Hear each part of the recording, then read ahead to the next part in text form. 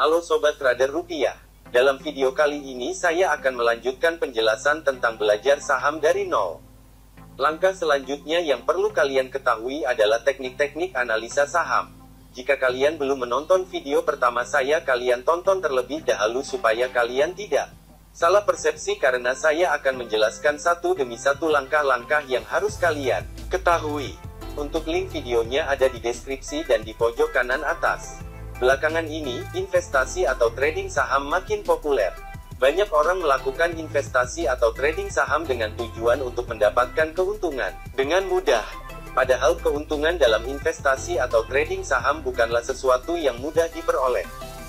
Karena kita harus mengetahui terlebih dahulu cara analisa saham dan mempraktekkannya, agar tidak sampai seperti beli kucing dalam karung dan akhirnya malah menanggung kerugian karena kucingnya berpenyakit. Pada umumnya, ada dua cara analisa saham, yaitu menggunakan teknik fundamental dan teknikal. Teknik analisa fundamental berfokus terhadap laporan keuangan perusahaan dan penilaian atas kinerja emiten. Sedangkan teknik analisa teknikal mengandalkan pemantauan pergerakan harga secara langsung ataupun menggunakan indikator tertentu untuk menemukan titik-titik potensial di mana harga saham kemungkinan akan naik atau turun. Menurut pendapat pribadi saya, ada teknik ketiga, yakni bandarmologi. Bandarmologi digunakan untuk mengintai tindakan para broker bandar, sehingga trader saham bisa mengetahui kapan kira-kira bandar akan menggoreng saham hingga harganya naik, dan sampai level berapa atau kapan berakhirnya kenaikan hasil rekayasa tersebut. Yang pertama adalah teknik analisa fundamental. Teknik analisa fundamental adalah teknik analisa yang memperhitungkan berbagai faktor, seperti kinerja perusahaan, analisa persaingan usaha, analisa industri, analisa ekonomi dan pasar makro-mikro. Dari sini dapat diketahui apakah perusahaan tersebut masih sehat atau tidak. Dari pengecekan tersebut, investor dapat mengetahui mana perusahaan yang dalam kondisi baik dan bisa dipilih untuk investasi. Umumnya pengguna analisa fundamental adalah investor, terutama investor saham jangka panjang. Analisis fundamental menggunakan data publik untuk mengevaluasi nilai suatu saham atau jenis keamanan lainnya. Untuk saham, analisis fundamental menggunakan pendapatan, pertumbuhan masa depan, laba atas ekuitas, margin keuntungan, dan data lainnya untuk menentukan nilai dasar perusahaan dan potensi pertumbuhan di masa depan. Semua data ini tersedia dalam laporan keuangan perusahaan. Di dalam analisis fundamental, yang pertama dapat kita lakukan adalah analisis siklus industri. Dalam analisis industri, kamu akan mengklasifikasikan perusahaan ke dalam siklus industrinya. Kira-kira apa saja siklus industri yang dimaksud? Yuk, kita bahas bersama-sama. Yang pertama adalah fase awal atau pioneering phase. Siklus pertama adalah fase awal atau yang biasa dikenal dengan pioneering phase. Perusahaan-perusahaan yang masih dalam fase industri awal, kuantitas penjualan memang masih belum besar. Mereka akan mengalokasikan biaya untuk modal kerja awal hingga investasi usaha. Membeli saham perusahaan yang masih berada di fase awal cukup berisiko. Namun, jika perusahaan akan tumbuh, kamu akan mendapatkan keuntungan yang cukup besar. Yang kedua adalah fase pertumbuhan atau rapid growth phase. Permintaan akan produk perusahaan pada masa fase pertumbuhan atau rapid growth phase cukup meningkat. Margin dan laba bersihnya juga sudah tumbuh, dan angka kompetisinya masih rendah. Peluang dan potensi labanya juga cukup besar.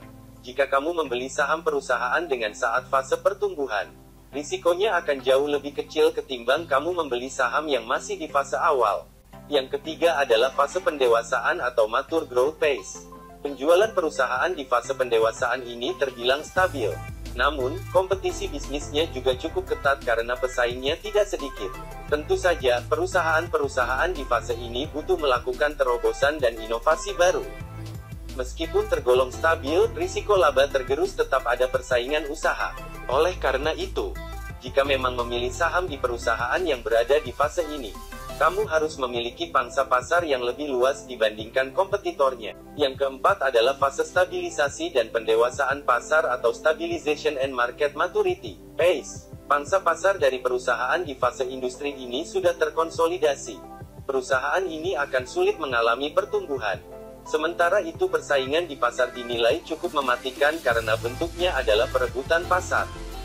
Berinvestasi di perusahaan seperti ini masih tetap menguntungkan. Hanya saja imbal hasil atau return kurang menggoda karena pertumbuhan dari perusahaan tergolong pelan atau lambat. Yang kelima adalah fase perlambatan atau Declaration of Growth and Decline Industries. Saham perusahaan yang ada di fase ini merupakan primadona karena banyak diburu investor. Namun, seiring dengan berjalannya waktu, pangsa pasarnya kian turun dan meredup. Hasilnya, margin keuntungan perusahaan akan turun bahkan hingga minus. Dan persaingan usahanya juga akan semakin mematikan. Jenis saham yang satu ini harus kamu hindari. Setelah kalian mengetahui analis siklus industri, selanjutnya yang perlu kalian ketahui adalah analis ekonomi. Di dalam analisis fundamental kita dapat melakukan analisis mulai dari kondisi ekonomi secara makro, sampai kondisi perusahaan secara mikro. Yang pertama adalah analisis makro. Analisis makro digunakan untuk mengetahui kondisi ekonomi negara secara keseluruhan. Kita perlu melihat apakah ekonomi masih bertumbuh, inflasi tidak mengancam pertumbuhan, dan sebagainya. Ekonomi negara yang bertumbuh akan mendorong pertumbuhan perusahaan-perusahaan. Analisis ekonomi makro digunakan untuk mencari tahu ekonomi global secara keseluruhan. Selanjutnya, kamu bisa menilai apakah perekonomian global masih kondusif dan bisa mendukung pertumbuhan ekonomi. Apakah saat ini keadaan ekonomi dunia masih memasuki resesi atau krisis ekonomi? Seperti saat ini ekonomi makro sedang memasuki resesi atau krisis ekonomi disebabkan oleh pandemi COVID-19. Yang kedua adalah analisis sektoral atau industri. Analisis sektoral digunakan untuk mengetahui kondisi masing-masing industri. Kita perlu mengetahui apa saja sektor industri yang paling memiliki peluang untuk bertumbuh. Karena dalam dunia ekonomi terkadang kita harus melihat tren industri yang sedang berkembang. Seperti saat ini sedang tren industri teknologi yang sedang berkembang dan banyak dicari oleh investor. Yang ketiga adalah analisis mikro. Analisis mikro digunakan untuk mengetahui kondisi perusahaan, yang dapat dilakukan misalnya dengan mengukur kesehatan keuangan perusahaan. Dilihat dari laporan keuangan yang dikeluarkannya. Saya akan menjelaskan sedikit cara dalam membaca laporan keuangan. Yang pertama yang perlu kalian ketahui dalam membaca laporan keuangan adalah aset lancar. Aset lancar adalah kekayaan perusahaan yang mudah untuk diubah menjadi uang tunai. Jenis aset ini dapat diukur secara pasti dengan satuan nilai mata uang. Biasanya, aset lancar menjadi komponen dasar perusahaan dalam melaksanakan aktivitas perusahaannya. Karena biaya operasional perusahaan berasal dari aset lancar yang mudah untuk dicairkan sewaktu-waktu. Aset lancar umumnya memiliki 4 ciri khas. Ciri khas tersebut adalah sebagai berikut. Pertama, mudah untuk diperjualbelikan dan digunakan dalam kurun waktu kurang dari 12 bulan. Yang kedua, dapat disimpan agar dapat diperjualbelikan lagi. Yang ketiga, pencairan yang relatif singkat, sehingga dapat dimunculkan dalam 12 bulan setelah akhir periode neraca. Yang keempat, biasanya berbentuk uang tunai atau kas. Aset lancar dan tidak lancar menjadi hal yang penting di dalam perusahaan.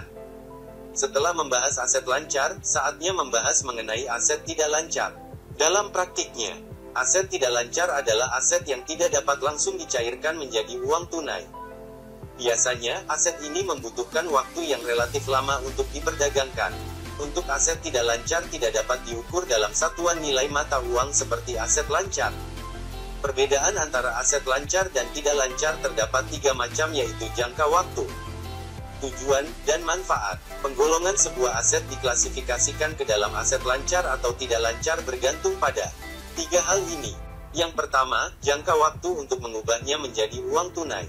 Aset lancar termasuk aset yang mudah dan cepat, sekitar kurang dari 12 bulan untuk diubah menjadi dana tunai dengan cara diperdagangkan ke dalam pasar tertentu. Sedangkan untuk aset tidak tetap membutuhkan waktu lebih dari 12 bulan untuk diperdagangkan. Yang kedua, tujuan dari pembelian aset tersebut. Jika aset lancar dibeli sebagai simpanan untuk membiayai operasional perusahaan, perputaran kas perusahaan dan sebagai investasi. Berbeda dengan aset tidak lancar, aset ini dibeli dengan sengaja untuk menunjang proses produksi. Yang ketiga, manfaat dari pembelian aset tersebut. Aset lancar dimiliki untuk menjadi alat pembayaran langsung dalam aktivitas perusahaan. Sedangkan, aset tidak tetap biasanya menjadi kolateral atau jaminan perusahaan ketika meminjam modal di bank. Selanjutnya kita akan membahas liabilitas.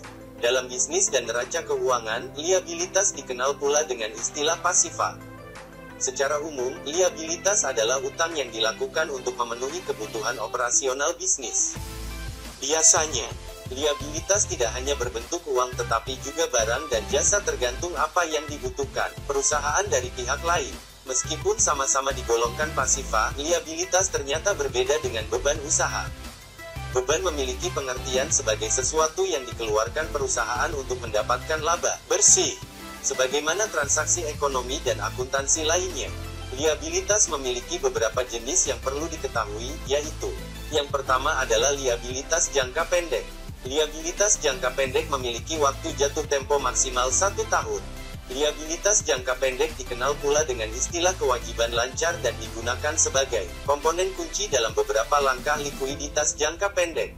Beberapa contoh kewajiban lancar seperti utang dagang, utang wesel, penghasilan yang ditangguhkan, beban yang perlu dibayarkan, utang pajak, pendapatan diterima di muka pinjaman jangka pendek. Yang kedua adalah liabilitas jangka panjang. Pada jenis ini, liabilitas adalah utang dengan jangka waktu lama dan lebih dari 1 tahun atau 1 siklus normal operasi perusahaan. Perusahaan biasanya mengambil utang ini untuk mendapatkan modal langsung dan membiayai pembelian aset atau berinvestasi pada proyek modal baru. Liabilitas ini sangat penting dalam menentukan solvabilitas jangka panjang perusahaan. Jadi apabila perusahaan belum mampu menunaikan kewajiban jangka panjangnya saat jatuh tempo, maka perusahaan akan mengalami krisis solvabilitas. Beberapa contoh liabilitas jangka panjang seperti utang bank, utang hipotek, utang obligasi, kredit noveltasi, utang sewa jangka panjang, utang pemegang saham. Selanjutnya kita akan membahas ekuitas.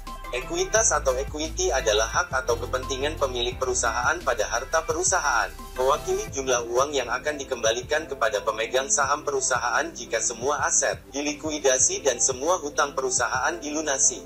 Selain itu, ekuitas pemegang saham dapat mewakili nilai buku suatu perusahaan. Ekuitas juga dapat diartikan dengan hak pemilik terhadap aset perusahaan setelah dikurangi liabilitas atau kewajiban dalam neraca. Ekuitas juga diartikan sebagai modal atau kekayaan entitas bisnis, dihitung dengan jumlah aset dikurangi dengan liabilitas. Secara umum rumus ekuitas adalah aset dikurangi liabilitas. Dan yang terakhir adalah laporan laba rugi. Laporan laba rugi adalah laporan finansial perusahaan yang dibuat oleh bidang keuangan tertentu. Isi dari laporan ini ialah data-data pendapatan sekaligus beban yang ditanggung oleh perusahaan. Biasanya laporan ini dibuat untuk menjelaskan kondisi keuangan perusahaan pada periode tertentu. Maka dari itu, sebagian besar laporan dikerjakan pada akhir tahun atau akhir bulan, sesuai ketentuan di perusahaan tersebut. Dengan adanya laporan keuangan ini, pihak atasan bisa mengetahui kondisi finansial perusahaan yang terkini, sehingga laporan tersebut bisa dijadikan sebagai dasar evaluasi untuk langkah kebijakan selanjutnya.